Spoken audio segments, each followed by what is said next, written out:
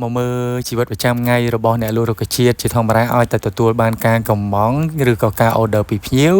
ជាពិសេសតទៅជាមួយនឹង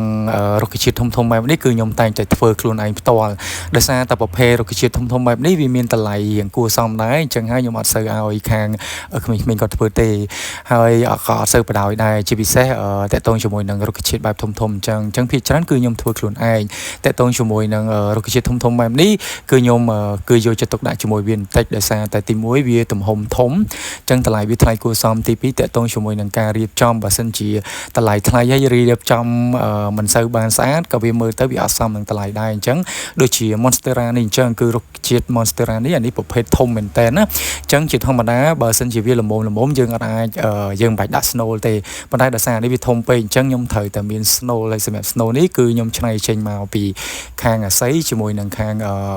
ស្កៃដូងគេហៅស្កៃដូងកិនប្រទេសតែយើងអាចចងប្រអប់វាបានអញ្ចឹងដោយសារតែយើងដាក់អញ្ចឹងទៅទី1រក្សាលំនឹងវាបានហើយសម្រាប់មួយទៀតគឺវារឹសវាអាចចាប់ជាប់ជាមួយនឹងស្កៃដូងនឹងបានធ្វើឲ្យលំនឹងផ្កានឹងវាស្អាតអញ្ចឹងបន្ទាប់ពីយើងរៀបចំវាមើលឲ្យគ្រប់ជ្រុងជ្រោយហើយគឺយើងចាប់ផ្ដើមសម្អាតដើម្បីធ្វើការបាញ់ទឹកលាងជាធម្មតារុក្ខជាតិផ្សេងដែលតាក់ទងជាមួយនឹងស្លឹករបស់វាគឺវា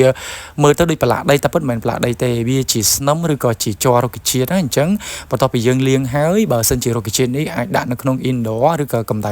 50 យើងអាចប្រើ spray អាឡូងបាញ់បានប៉ុន្តែបើដាក់ត្រូវជាមួយកម្ដៅថ្ងៃគឺប្រើអត់បានទេអញ្ចឹងគឺខ្ញុំលាងវាឲ្យស្អាតហើយតែប្រភេទរុក្ខជាតិនេះគឺយើងដាក់ត្រូវថ្ងៃ50 ហើយអញ្ចឹងខ្ញុំក៏ធ្វើការលាងវាឲ្យស្អាតឲ្យស្ងួតហើយគឺជូតវាហើយគឺខ្ញុំបាញ់ប្រភេទ spray អាឡូងតិចពីលើដើម្បីឲ្យវាមើលទៅវាកាន់តែស្រស់ស្អាតអញ្ចឹងប្រទាល Monstera នេះគឺវារួចរាល់ហើយគឺបានចាប់សពគ្រប់ហើយគឺរងចាំពេលវេលាដែលយើងដឹកជូនភ្ញៀវអញ្ចឹងបន្ទាប់ពី